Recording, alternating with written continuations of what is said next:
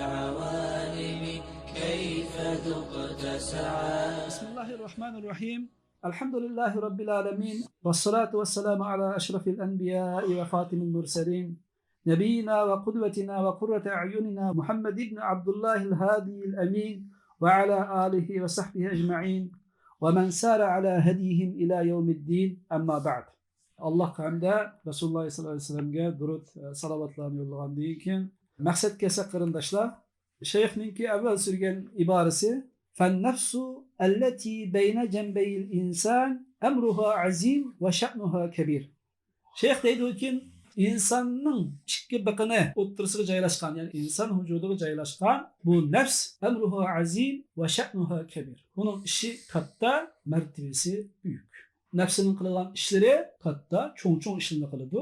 Mayli yaxshilik tarafdan bo'lsin, yomonlik tarafdan bo'lsin va uning martabasi yuqori. Allah subhanahu va taolo, Allah azza va jal bu Allohning kattaligiga dalolat qiladigan o'zining ko'plagan mahluqotlari bilan Alloh taolo Qur'oni Karimda qasam qilgan. Qur'oni Karimda Allohning qudratiga, karomatiga, azamatiga dalolat qiladigan o'zi yaratgan cho'ng mahluqlar bilan Alloh taolo qasam qilgan Qur'oni Karimda. Masalan, Suratul Shams, Ash-Shams suresida Allah subhanahu wa taolo dal biz to'xtalayotgan nafs bilan qasam qilgan. Ikki nafs bilan qasam qilgan. Birinchisi an-nafsul mufliha, sahibini nijotga erishtiradigan, baxtga erishtiradigan nafs bilan qasam qilgan. Va o'zining sahibini halok qiladigan, baxtsiz qiladigan nafs bilan ham qasam qilgan.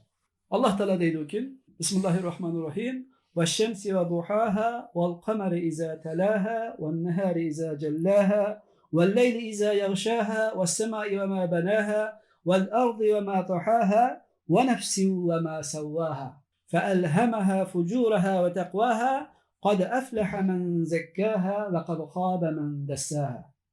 Bu surening beshida Alloh taolo quyosh bilan, uning nuri bilan qasam qilgan. Quyosh katta narsa. Quyosh cho'qinadigan insonlar chiqqan. Uningki alohida xarakterlarini va uning rolining cho'ngligidan quyoshni iloh qilib olganlar bor. Demak, Alloh taolo o'zining mahluqotlaridan katta mahluqot bo'lgan quyosh va uning nuri bilan qasam qilgan. Quyoshga ergashgan oy bilan qasam qilgan. Yo'rg'an shu kunduz bilan qasam qilgan. Qorong'ulik qolgan shu kecha bilan qasam qilgan. Osmon bilan va uni bino qilgan zoti bilan, zamin bilan va uni bino qilgan zoti bilan qasam qilgandan keyin, ya'ni o'zining katta mahluqotlari bilan qasam qilib bo'lgandan keyin biz to'xtalmoqchi bo'lgan tema bo'lgan nafs bilan ham qasam qilib shunday deydi ekan: "Va nafsi va ma sawwaha." Va nafs bilan qasamki, uni ravrus, chiroyli, puxta, mukammal qilib yaratgan zot bilan qasamki. Mana bu yerdan bu nafsiningmi Alloh taoloning yaratgan mahluqotlari ichidagi katta, buyuk mahluqot ekanligi chiqadi qarindoshlar. Chunki Alloh taolo chakina, kichik, haqir narsalar bilan qasam qilmagan. Alloh taolo ya ma'naviy jihatdan buyuk bo'lgan, ya mayli jismoniy, moddiy jihatlardan buyuk bo'lgan narsalar bilan Qur'oni Karimda qasam qilgan. Alloh taolo nima bilan qasam qilgan bo'lsa, u narsaning insonlar hayotida favqulodda rol uchun. Mana bu yerda biz to'xtalmoqchi bo'lgan nafs bilan qasam qilyapmiz. Va u nafsini mukammal yaratgan, ravrus yaratgan, chiroyli yaratgan Alloh bilan ham qasam qilyapmiz. Keyin nima deydi? Fa'alhamaha fujuraha va taqwaha. Ana shu nafsiga Alloh taolo fojirlik, ya'ni yomonlik yo'llarini va uningki yaxshi yo'llarini ham u nafsiga qanday qildi? Ilhom qilib bildirdi deydi. Demak, inson bir amalni qilayotgan bo'lsa, bu amal yaxshi amalmi, solih amalmi yoki shaytonning bir hilmiklaridan bir so'g'an bir nachar chakin amalmi? Buni inson sezdi demoqchi. Haqiqatan har qanday inson sezdi. Bir amalning yaxshi yomonligini insonning qalbi uni sezdi. Ya nefs xohish buni yo'gab turdi, yib turdi, shaytonning vasvasalari. Alloh taolo asli bildirgan. Fa'alhamaha fujuraha va taqwa. Yaman yo'llarni, ya'ni fojirlik yo'llarini, gunoh ma'siyatlarini ham Alloh taolo u nafsiga bildirdi, ilhom qildi va to'g'ri durust yo'llarni ham bildirdi, ilhom qildi deydi. Qad aflaha man zakkaha va qad khaba man dassaha. Alloh taolo gunoh ma'siyatni ilhom qilib bildiribdi u nafsiga va to'g'ri durust yo'lni Alloh taolo ilhom qilib bildiribdi. Mana bu şeyden ikki narsa chiqyapti. Birisi bu nafsigisi yoki fojir bo'lganligi yoki taqvo bo'lganligi. Chunki fujuraha va taqvoha degan mushkalamda shu chiqadi. Keyin texnik aniq ayirib Alloh taolo da'vat etdiki, qad aflaha man zakkaha. Kimiki nafsini poklagan bo'lsa, pok tutgan bo'lsa, ya qunaqan qasmaq chang to'zanni gunoh ma'siyatlarni solih amallar bilan yuvib tozalagan bo'lsa, aflaha. Bu nijotlikka erishdi. Dunyoda aziz, oxiratda ne'mat ichida yashaydi demoqchi. Ve kad khâbe men dessâhâ. Kimiki bu nefsini harlasa, günah meisiyetler bilen kirleştiyse, çakını rezillikler bilen pesleştiyse, khâbe. Bu kişi veyran oldu. Bu kişi beksiz oldu. Dünyada bir har hayat, ahirette Allah Teala'nın gazabına düşer oldu. Şeyh deydi, Allah Teala'nın kad eflehe men zekkâhâ degan bu yerdeki zekkâhâ yani o nefsini paklagan bolsa degendeki bir yerdeki paklaş o nima dese ez-ziyadetu fil hayr. Yaxşılıkni ziyade qilish. Salih amellarni ko'p qilish. Nefsini paklashninki ma'nosi nima ekan qarindoshlar? Yaxshilikni ko'p qilish. Salih amellarni ko'p qilish. Nefsini paklashning yo'li bu ekan. Mana bu yerdeki kad eflehe men zekkâhâ degan oyatdan bo'lgan murod kimiki nefsini paklashda tirishchanlik ko'rsatsa, onu ıslah qilishga ham tirishchanlik ko'rsatsa, yani biraz buzuldu. Yaman fikirler o nefsiga kirib qoldi. Yaman amallar o nefsiga aralashib qoldi. Mushunda aralashib qolgan vaqtida onu ıslah qilishga tirishchanlik ko'rsatsa ve Allah Teala'ga, onun paygamberiga ve müminlerden olan işitliklerge itaat qilish bo'libmi? Taat ibadetlerde, hayriyat, yaxshi amallarni ko'p qilishlarda bu kishi şu taat ibadet bilen hayri ihsanlarni ko'p qilish bilan bu nefsini o'rnini yükseltse, çakılışlar bilan pasiltib etmey, bu salih ameller bilan onun o'rnini yuqori ko'tarsa ve yamanlıklardan, günah maisiyatlardan bu kishi jiroq turishga tirishchanlik ko'rsatsa, tahaqqaqa falahuhu. Bu kishiniki nijotlikka erishishi amin edishi.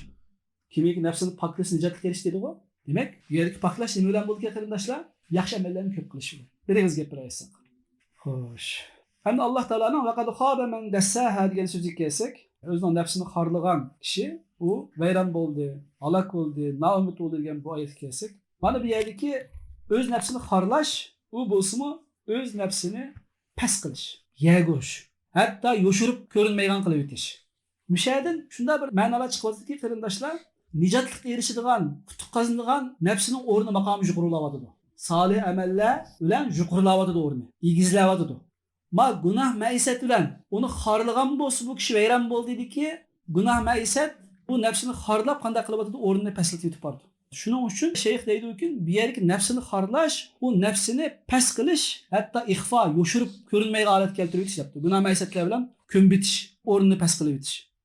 Bir günahkar insan, bir asi bende Allah Teala onun nimet qilib bergan o'zining bu hurmatli nafsini jinoyatlar bilan, günah maisiyatlar bilan chaqillashtiradi.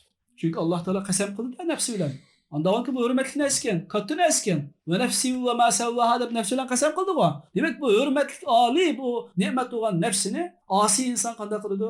Günah maisiyatlar bilan o'rnini pastlashtiradi. Ve onu rezillikler bilan, har xil pastkash qilmishlar bilan buni yerga uradi. Ve ahir bu nefsini qanday qiladi? Vayron qiladi, halok qiladi, chakini ayib sanalgan şirketler bilan.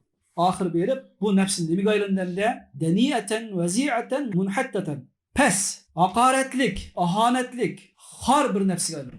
Shuning bilan bu kishiga xorlik, dunyo oxiratda ziyon tortish bu kishiga tegishli bo'lib qoladi. Vel-iyazu billah, Alloh taoladan buning sig'ini panoh tilaymiz.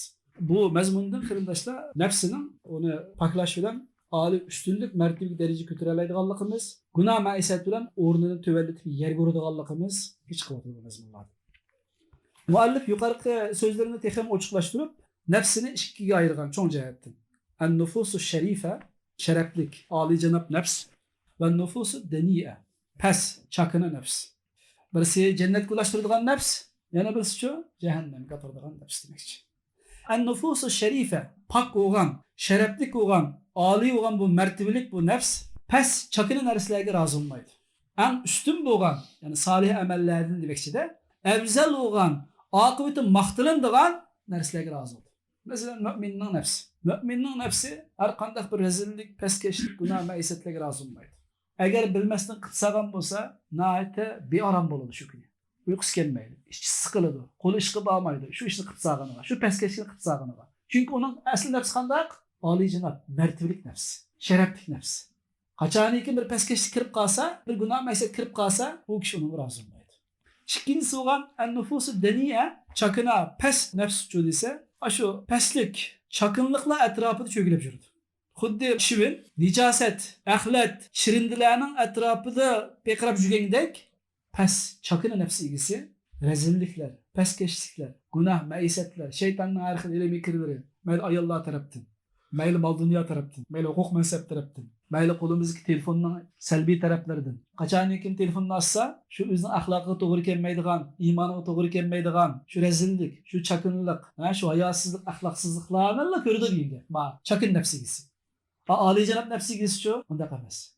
Mayli mal dünya, mayli ayallar, mayli perzentler, mayli hukuk mensepler, onun icabi taraflardan paylanır. Demek kardeşler, o en-nefs-u şerife, bu Ali Cenab mertebelik, şereflik bu nefs zulüm razı olmaydı. Bundak nefsigisi zulüm razı olmaydı. Mayli başkalar zulüm kılışkı olsun, mayli özünün nefsini zulüm kılışı olsun, bular razı olmaydı. Ve erhil buzuk, fahişe kılmışlar hem razı olmaydı. Uğurlukka asla razı olmaydı, hıyanetki razı olmaydı. Çünkü o şereflik nefsinin makamı, abayki peskeşliklerden yukarı, üstün. Yukarıda kılınan rezillikler, peskeşlikler, hıyanet, uğurluk, zina, fahişe, mana bular asli pes bo'lgan, mertebesinin tüven bo'lgan, ayakның astida bo'ladigan bir chakini mertebeler. Ama Ali Cenab mertebelik şereflik nefsigisi bular razı olmaydı. Çünkü bunun o'rni yuqori. En-nefs-u deniye, yani çakını pes nefsigisi olsa, bu xar, hakir, rezil, yani erzimes bir nefsigisi olup yuqarıqının dal aksici. Şübün xuddi axlat qanida jugendek, har xil chiqirindilarning atrofida jugendek, yamanlıqni purab yurdi. Shundaq muhit yashaydi. Şundak muhitga özünü köndürdü ve şu xil kişiler bilen dostlaşıdı. Şu xil kişiler bilen hoşnu olup, birle iş kılıp, birle şerikleşip yapmak. Pes tabiatlik, nefsi iyge kişinin kılıdığı işi bu. Demek nima dese, mayli Ali Cenab mertebelik nefsi ilgisi olsun, mayli çakını pes nefsi ilgisi olsun, hemisi özüge münasip olgan, özüge okşaş olgan, özünün karakteride olgan, özünün tabiatide olgan tarafı qarapmamadı. Kağılan dostursan, yeşin poğuk degендek. Cemiyet qarsak,mış. Resulullah sallallahu aleyhi ve sellem sen bir kişini onunki dostluk qarap bilgen degenidek bizdeki abi yukarı makallarımızın şunu ispatlaydı. Demek her kim özünün sahasındaki kişiler bilen dostlaşıp alakalı hatta kuduvacılar nikah kurup erkil şerik ticaretler, ürünüş hizmetlerini yapmalıdır. Umum cemiyetki ahval bu. Eğer siz âli mertebelik, mahtılındığın nefsi ilgisi bolsanız dostlarınızı şunda korudu. Eğer siz çakını pes tabiatlik bunda kişip kalsınız demek sizinki ictimai münasebetlik dostlarınızın şunda kişiler demek. Eğer nefsini paklaş, mana muşunda bolgan bolsa, öz nefsiga samim bolgan, özünün ruhiga, özünün jeniga, özünün aqliga, özünün vücudiga, yani özünün nefsiga samim bolgan, halis bolgan bir musulmanga nisbeten nefsini paklaş vacip boldu. Şeyh Mişadi bir hükümni oturup koyavatdı. Şer'en tezkiyetun nefs, nefsini paklaş vacip demek. Yani onunla Allah'ı köngül veriş. Himaye qilib turish. Xuddi farzandimizni himaye qilayotganda. Xuddi bir mevelik daraxtni bir ko'chatni tikib qo'ygan bo'lsak, sirtqi kuchlardan uni qo'g'dab va uning harom shaqlarini putab, o'g'itlab, suv berib qo'g'digandek shuni mevasini yeyish uchun bu nafsini qanday qilish to'g'ri keldi? Alohida buning ko'ngil verish to'g'ri keldi deydi. Maqtalgan qad aflaha man zakkaha ya Allah taolo maqtayapti mana. O nafsini paklagan kishi nijotlikka erishdi deydi. Demek, mana şundak maqtılındığan bir gayinin insanın hayatında emniliş için uçağı bununla tirişçallık gösterişki doğru geldi. Ne için? Liyufliha fi dunyahu ve uhrahu. Dünya ve ahirette nicatlık eriş için. Ve hakiki olan beht saadetke müyesser oluş için bu nefsini paklaşığa, öz nefsini temini sadık olan bir Müslüman o nefsini paklaşığa Allah'ıyla köngül verişi bu kişinin üstüne vacip olur. Demek kardeşler biz toxtalmak olan bu tema tezkiyetun nefs nefsini paklaş üstümüzge vacip. Bunu pesleştirdiğin, çakınlaştırdiğin, harlaştırdiğin her xil günah meisletlerden uzak tutuş, onun derecesini âli kıldığın, mertebesini kötürdüğün salih emeller bilen köp şugullanış. Üstümüzge kandak o kişilik kardeşler? Vacip o kişilik. Şer'en tezkiyetun nefs nefsini paklaş vacip demek.